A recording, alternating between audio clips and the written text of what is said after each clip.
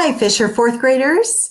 Hey, we're going to work a little bit more on our text and graphic features today. Today, we're going to use a new article and take a break from the life and times of the ant, but we're going to use that information that we've been working on, okay? So let's take a look at wild, wild weather. You should find this in your packet. We're going to work on this together for a little bit, and then I'm going to give you some work to do on your own. Okay, so first, let's go ahead and read through this first page. Here we go. Text features help a reader navigate the text. They give more information about the text. Examples are illustrations, photographs, captions, maps, charts, graphs, headings, table of contents, and sidebar. These are all the things that we've been talking about. Plus, we've talked about things like bold-faced words, highlighted words, italicized words. We've talked about timelines. So you've used some of these things already. I remember we worked on illustrations and captions and maps. So these should look pretty familiar to you. Here we go. Directions. Read the passage and answer the questions that follow. It's raining, it's pouring, the old man is snoring. Have you ever heard that song? It is a famous tune about the weather. Weather is something that affects all of us daily. Extreme weather is something that affects most people only a few times in their lives. Extreme weather includes flooding rains, tornadoes, blizzards, and hurricanes. People study weather so they can inform us. These are the people who give us the information we need so that we can remain safe in the case of extreme weather. If I look at that picture over to the side on the right, I see there's a caption underneath it. Let's read that caption real quickly. Usually a tornado is in the form of a funnel shape. Sometimes it looks like a rope. So sometimes it's funnel shaped like this, and then sometimes it's shaped like a rope, so maybe skinny and kind of squiggly like this. Next section, tornadoes. A tornado is a storm that can cause destruction in its path. Winds can reach up to 300 miles per hour. Tornadoes form from thunderstorms. They are most common in an area of the United States called Tornado Alley. This area is where many tornadoes form because of the way the air moves. Cool, dry air from the north and warm, moist air from the south meet. This causes thunderstorms, which can become severe. When the atmosphere is not stable, the winds can increase and produce a tornado. Let's look at that map next door to this section. It says Tornado Alley, and I can see there's like a gray section in the center of the United States. That must be the section where tornadoes are very common, and they call that Tornado Alley. The last section says waterspouts. A waterspout is a weak tornado. It forms over water. It can happen on the ocean. It can happen on smaller bodies of water, such as lakes. Waterspouts are most common in the Gulf of Mexico. They have occurred in the tropics as well. Waterspouts can pick up things, such as animals or tree limbs, and drop them in other places. If a waterspout moves onto land, it becomes a tornado and can cause damage. Wild weather comes in many forms.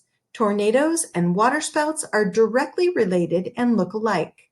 Both weather events require attention because they can be dangerous to humans and animals. Wild weather is fascinating, and it is completely unpredictable sometimes. I see there is a diagram there to the left of that section. Looks like from the top I can see it's called tornado funnel, so it must give us lots of information about a tornado funnel. Okay, so let's look at the questions now. Turn the page. I can see the directions say to read the passage and then answer the questions that follow. So here's the first question. What information does the map show? Let's look back at that article and find the map. Did you find the map? There it is right there in the middle. The map is about Tornado Alley, that section of the United States where tornadoes are most common. And I see over here in the text, there's more information about Tornado Alley right here. They are most common in an area of the United States called Tornado Alley. So tornadoes are most common there. This area is where many tornadoes form because of the way the air moves. Okay, so the map is about Tornado Alley. So let's go ahead and head back over to our question. What information does the map show? Let's think about how could we write that in a complete sentence. What information does the map show? Okay, so let's see maybe something like this. The map shows information about Tornado Alley, period. Tornado Alley is a part of the United States where tornadoes are most common. Make sure you're adding your capital letters at the beginning of a sentence, capital letters on the names, and then punctuation at the end. Pause the video if you need more time to write. Let's preview the next question. Here we go. What does the diagram show? The diagram. Okay, let's look back at the text. The diagram. Oh, the diagram was at the bottom, right there. Okay, the diagram shows information about a tornado funnel. Okay, let's look back at our question again then, and let's see. What does the diagram show? Well, it's easy to use part of that question in our answer. The diagram shows information about a tornado funnel, period. Go ahead and pause the video so you can finish your writing. And let's preview the next question. What information can you gather from the caption under the picture? What information can you gather from the caption under the picture? Let's find that caption under the picture real quick. Oh, I see it right there at the top, underneath the picture of the tornado. And that caption says, usually a tornado is in the form of a funnel shape. Sometimes it looks like a rope. So that caption tells us really about the shapes that tornadoes might form. So let's go back to our question.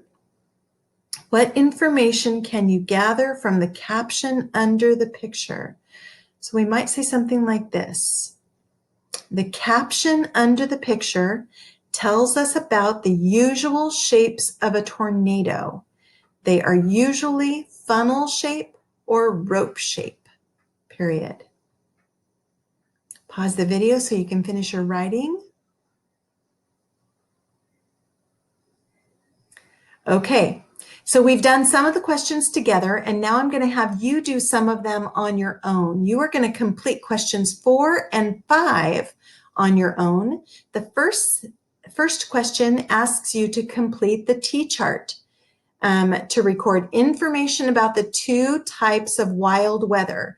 Now, if you remember looking back at the article, you're going to see there was a section that talked about tornadoes and water spouts. So give me some information about these 2 types of wild weather. And then question number 5 says, why does the author use headings in this nonfiction text? Why does the author use headings? So we talked about headings when we did the graphic organizer of the life and times of the ant. So you might want to look back to that to see why did the author use headings in that text?